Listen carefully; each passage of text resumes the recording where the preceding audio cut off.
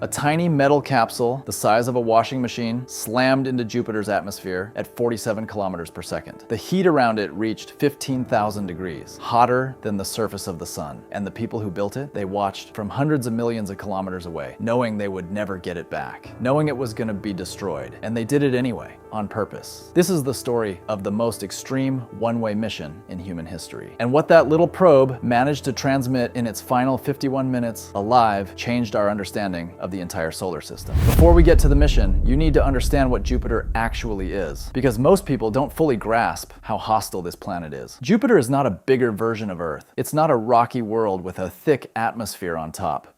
It's a planet made almost entirely of gas and liquid, with no surface to land on, no ground to stand on, and no bottom we've ever reached. The atmosphere alone is tens of thousands of kilometers deep. As you go deeper, the pressure doesn't just increase, it multiplies. The winds don't slow down closer to the core, they accelerate. The temperature doesn't drop. It rises to extremes that make most materials simply cease to exist. And surrounding all of that is a radiation belt so powerful that it can destroy spacecraft electronics in a matter of hours. Just being near Jupiter is dangerous. Being inside it is another category entirely. For decades, we had only observed Jupiter from the outside. Through telescopes, through flybys, through photographs, we could see the storms. We could measure the magnetic field. We could track the moons. But what was actually happening inside that atmosphere? What was it made of? How did it behave? Those questions had no answers, because no one had ever gone in. That's what made Galileo so significant. NASA's Galileo mission launched in 1989 and spent 6 years traveling to Jupiter. But what most people don't realize is that Galileo was actually two separate spacecraft flying together as one system. The first was the Orbiter, a large sophisticated spacecraft designed to circle Jupiter for years, studying the planet and its moons from a safe distance. It carried cameras, spectrometers, magnetometers, and a suite of instruments built for long-term observation. The second was the probe, and this is where it gets interesting. The probe was small, heavily armored,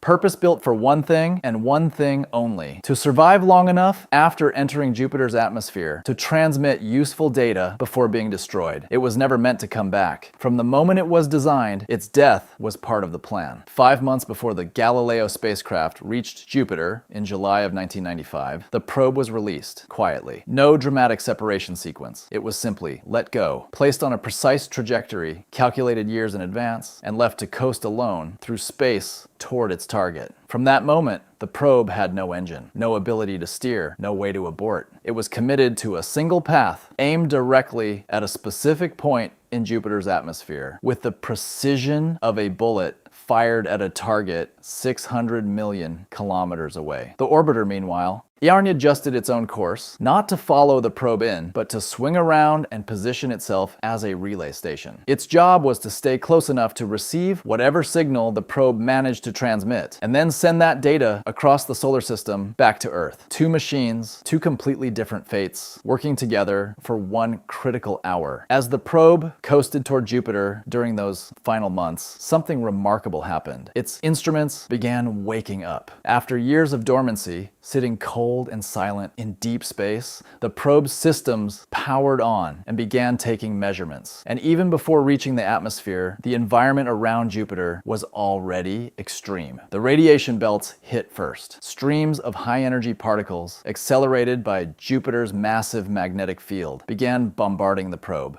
The radiation levels were intense enough to damage less hardened systems. The probe was built to handle it, but the intensity was a preview of what was coming. The instruments began scanning, measuring energetic particles, looking for patterns in the electromagnetic environment. And they were specifically searching for something that scientists had theorized about for years but never confirmed: lightning. Jupiter's storms are unlike anything on Earth. The Great Red Spot alone is a storm that has been raging for hundreds of years, large enough to swallow our entire planet multiple times over. Scientists believe these storms had to be generating lightning, massive, powerful bolts on a scale we couldn't imagine. But proof had always been elusive. The probe was about to settle that question permanently. December 7th, 1995.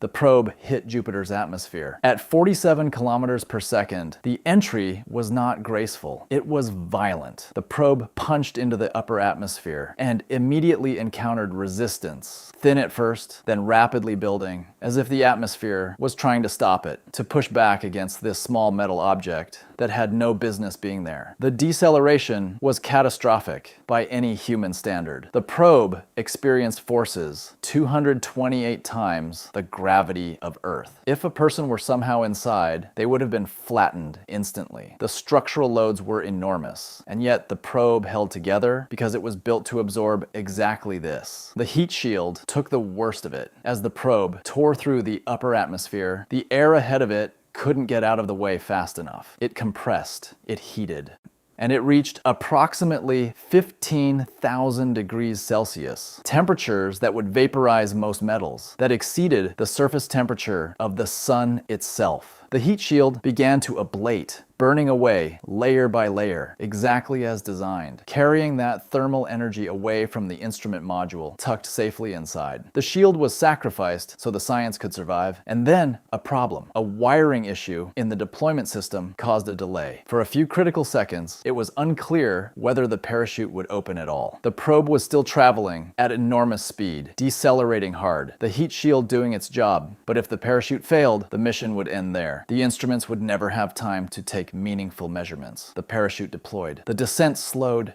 The violence of entry gave way to something almost gentle by comparison. A slow, controlled fall through the clouds of a gas giant, 600 million kilometers from home. For the first time in history, a human-made instrument was floating inside the atmosphere of another world. What happened next lasted 51 minutes. And in those 51 minutes, the probe did something that no machine had ever done before. It measured the temperature of Jupiter's atmosphere at multiple depths. It recorded the pressure as it increased with every kilometer of descent. It sampled the wind speeds and found them far stronger than anyone had predicted. Over 600 kilometers per hour, sustained, powerful winds that extended far deeper into the atmosphere than our models had suggested. It confirmed the lightning, massive electrical discharges, far more energetic than anything on Earth, crackling through the clouds, exactly where scientists had suspected, but now finally proven. It analyzed the chemical composition of the atmosphere, the ratios of different elements, the presence of water, noble gases, compounds that told a story about how Jupiter formed and evolved over billions of years. And perhaps most remarkably, it measured the ratio of hydrogen to helium in Jupiter's atmosphere, numbers that connected directly to conditions in the early universe, just after the Big Bang. Jupiter, in a sense, preserved a record of what the solar system's raw materials looked like before planets, before life, before any of it. And the probe was reading that record directly. Every measurement, every data point, every second of instrument readings, the probe transmitted upward to the orbiter waiting overhead. The orbiter captured the signal, stored it, and began relaying it across hundreds of millions of kilometers of empty space back to Earth. The probe kept going deeper, past 10 bars of pressure, the maximum it was officially designed to handle, then further. The engineers who built it had given it every advantage they could, but they knew the math. At some point, Jupiter would win. The transmissions didn't end dramatically. There was no explosion, no final reading, no last message. The signal simply stopped. Approximately 51 minutes after entry, roughly 200 kilometers below the cloud tops, the temperature and pressure finally overwhelmed the probe's systems. The electronics failed. The structure buckled. The mission ended in silence. Oh, but the probe didn't stop moving. It had no way to stop. It continued to fall deeper and deeper into an atmosphere with no bottom. As the pressure increased to levels that would crush a submarine, as the temperature rose toward the point where metal flows like liquid, the probe melted, then it vaporized. Its molecules, the aluminum, the titanium, the silicon,